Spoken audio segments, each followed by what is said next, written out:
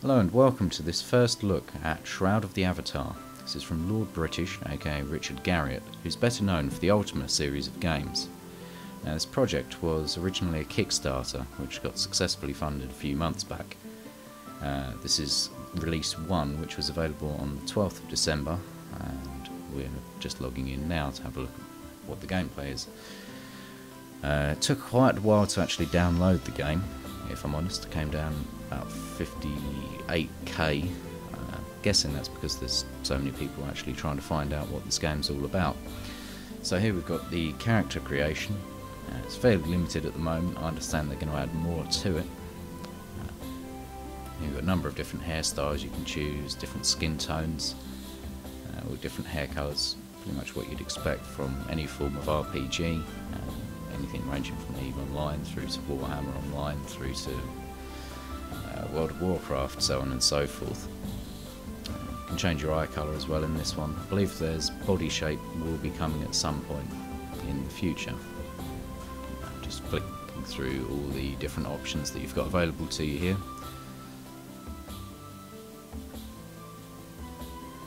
I've settled for just quite a plain character at the moment. It's the lightest skin tone, brown hair. I think I went with blue eyes in the end.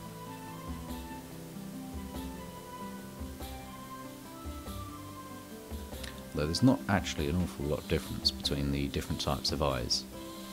Once you go from the blues, it starts all becoming this murky grey colour. I'm not sure if this is due to graphical settings or whether this is something to do with the in-game engine. So when you first load the game up, it's in fastest graphic settings, which is basically to try and smooth things out. Now, it takes a little while to load up. I'd like to say at this point, while we're watching this loading bar and downloading dynamic content, the music is quite nice, it's quite peaceful. In key with the setting, so I can't complain about that. Okay, so here we have it up. The first load. First time I've seen the universe of Shroud of the Avatar firsthand. Audio settings quite basic, nothing really fantastic there. Nothing less than you'd need. Number of different resolutions available. These are all showing as 29 Hz, but that's due to the monitor I'm running it on.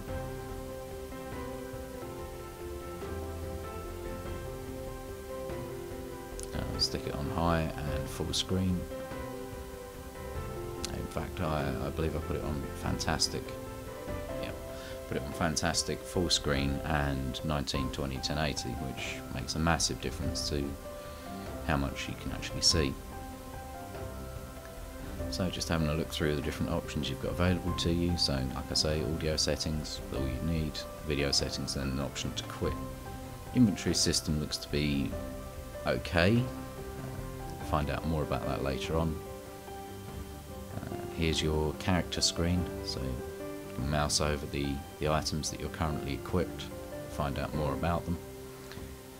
I made a bit of a mistake there, and I clicked the icon in the top right, which actually looks to be the way that you report bugs and so on and so forth, as it takes you to the website and quits you out of the game. So, movement in the game looks to be a little bit off at the moment, but again, this is only release 1, it's a pre-alpha, so there's lots more work that they're intending to do on the whole game. Rotate using Q and E. It's the usual WAS and D to walk around, mouse to look around. There's no run button and no jump button, incidentally. Doesn't seem to be any way to open the doors as far as I can work out, or at least not on this first property that I found here, this windmill. So I'll walk up to the upstairs, quite nicely built. Looks alright. Again, I imagine this will be improved in the finished game, so can't complain there. A little bit of a bug there, and I just dropped straight to the floor from the second and third floor. I took no full damage, but again, I'm sure that's going to be worked out in the final game.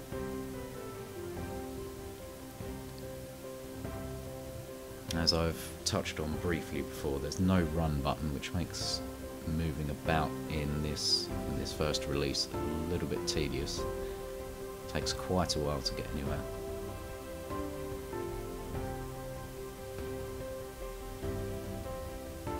So here we have it, the first encounter with a non-player character.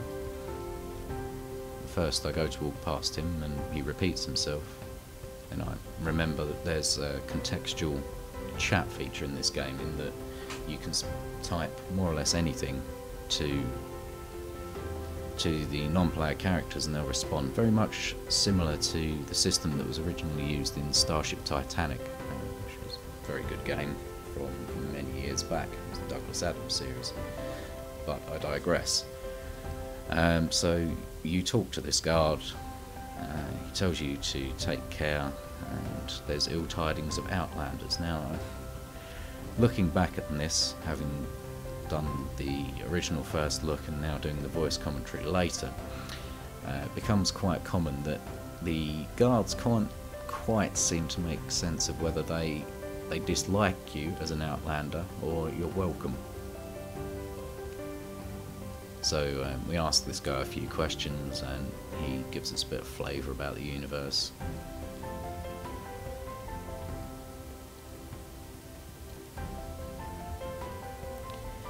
Incidentally, the dev team are supposedly monitoring the conversations that are had with the in-game characters, and they're going to be using that to expand upon the answers and expand upon the contextual chat, which I can imagine will add quite a lot of flavour to it, because you imagine you give free access to, I think it's nearly 26,000 backers who've got access to this. So 26,000 people having conversations with non-player characters. You're going to end up with some interesting conversations.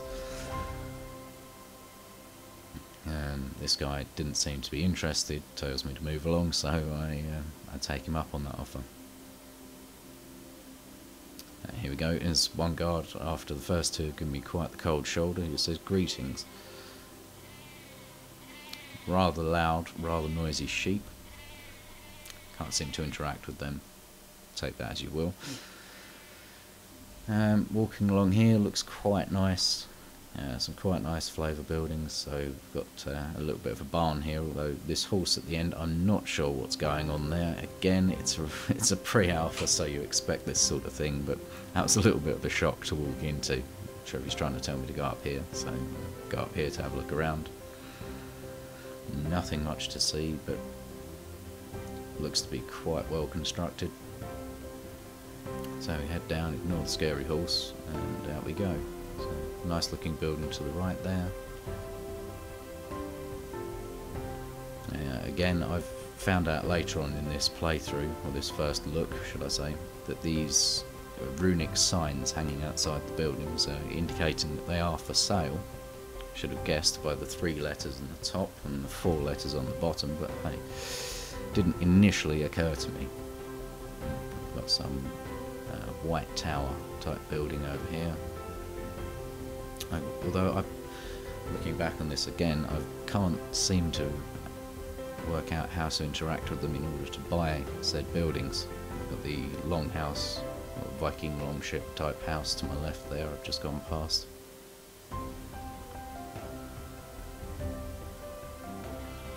Another rather loud sheep. This guy talks about wolves attacking. Says that there's a marketplace up to the north, I believe, this guy. Yeah, so the market square is up to the north, or the town square, should I say. And tried talking to him, but apparently he doesn't understand me. There's more conversations about tax.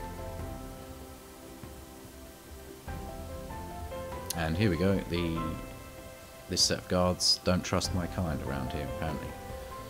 So we'll just blatantly ignore him, run straight past any authority figure we can find, and just, you know, walk into this main keep area. So we walk up here to admire the view, find a chest, and obviously do the first thing you would do having walked into a new strange land, and that's open the chest and immediately dump the contents into your backpack.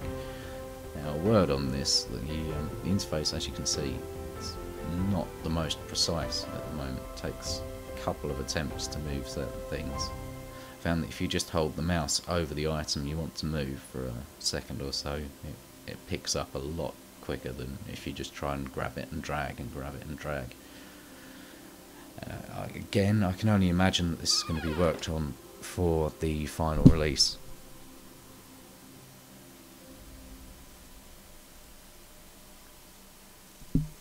Now, no one downstairs seems to have noticed the fact that I've just swiped everything that was in that chest, having only been in town all of 5 minutes.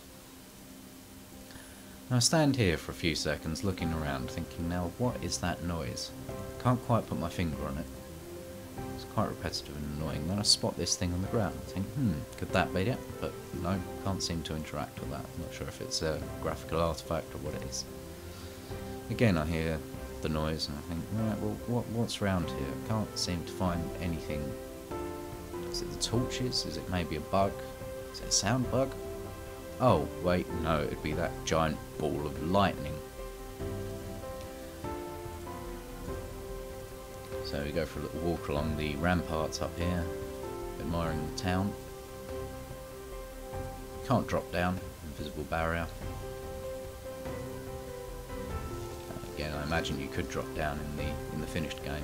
Maybe not, but it would be nice if there was that degree of realism to it. If I tried to run off the edge of a wall where there was no barrier of any sort, I probably would fall down and hurt myself quite severely. Much to the amusement of any onlookers, I dare say.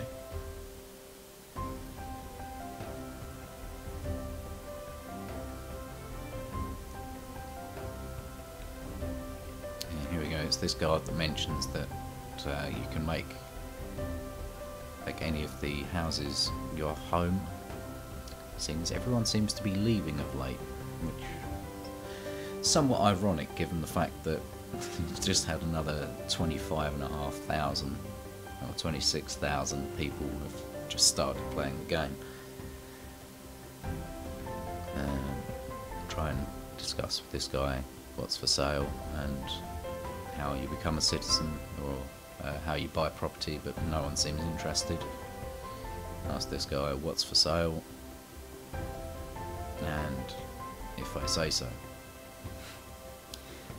Again, it's something they're working on, so we'll take it with a pinch of salt.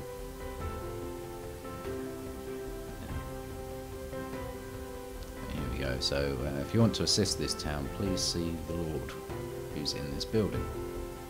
Seems like a good plan to me. I've just arrived, no one trusts me, and I've just nicked everything from the first chest I found, so let's go and try and earn some trust. We walk in, and nothing really interesting in here. Some beds, nice table lamp. Can't loot the drawers, unfortunately. Yes, there is a guy watching, and I've just smashed those 2 barrels in this box.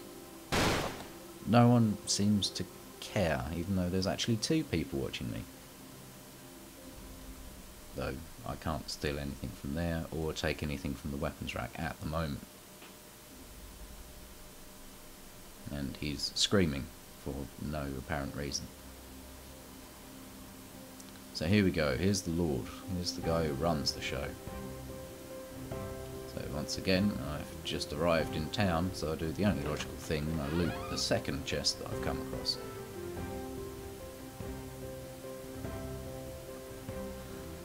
Not the quickest robbery ever, once again being foiled by the system of moving items between your inventory and chests or containers in the world. So let's have a look at what we've just acquired. Nice big hammer, which is always nice. I've got some leggings here, but it looks like you get their chainmail leggings, supposedly, even though they look like leather. You can't click the items and drag it over the character model, it has to be dragged into the respective slot, which, as a former Warhammer Online player, is a little bit disappointing, as you could do that, but hey, each game has its own system, so I'm sure I'll live with that.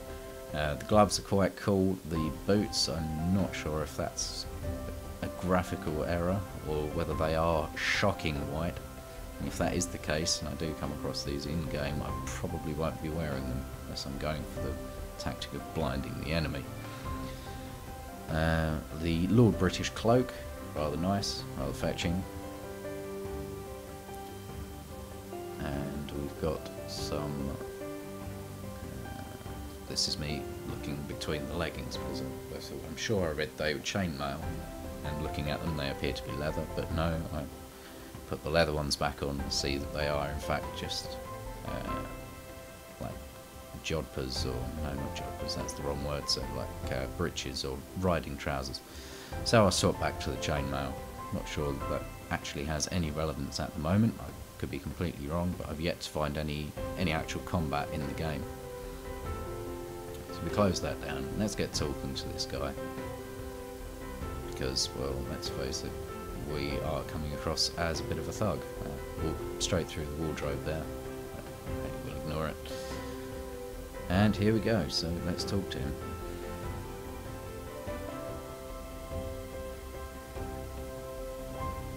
So we say hello, he responds in kind.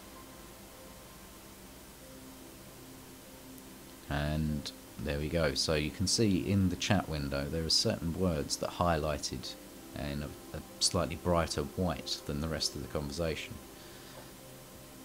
It was at this point I realised that those were the words that you could use as triggers to expand the conversation. So he said the first one was banditry. So I type banditry with a question mark, and away he goes. Now there's the speech bubble above his head, but if that's a little bit too slow for your liking, you can just skim read through what's in the chat and then walk away, which is nice. So I have played MMOs in the past where you're forced to stand there while the speech bubbles above the head do their thing, and you have to wait for each and every one before you can actually walk away. So it's nice to be able to just skim read it at your leisure, and then off you go. Likewise, if you miss something that's said, you can just scroll up in the chat log and find out what they said and what they were blabbering on about. Again, quite nice. If you've got someone screaming at you on Vent or TeamSpeak, you don't have to worry about missing stuff in game. Yeah, there's quite a lot of flavour stuff here. So it tells you about the undead, about banditry. He'll pay you bounties,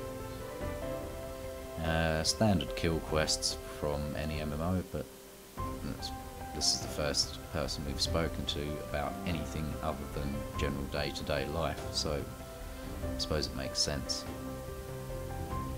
So I head on out to go and find one of these kill quests and see if we can go. This guy just tells me that the Lord's upstairs, but we've just been talking to him. So we go running through town, try and go out the other way, to the way that we came in, and realise actually we can't. Doesn't appear to be a way out over there. Run past a couple of other buildings. This one's another windmill, I believe, judging by the shadow on the ground. Lots of windmills in this area. Not sure if this is a grain-rich area. And here, a quick cut to out in the hills. So beautiful scenery, nice skybox. There's some elk or deer down there, and not deer, maybe deer, don't know, maybe viewers could comment. The trees look nice, the grass looks nice,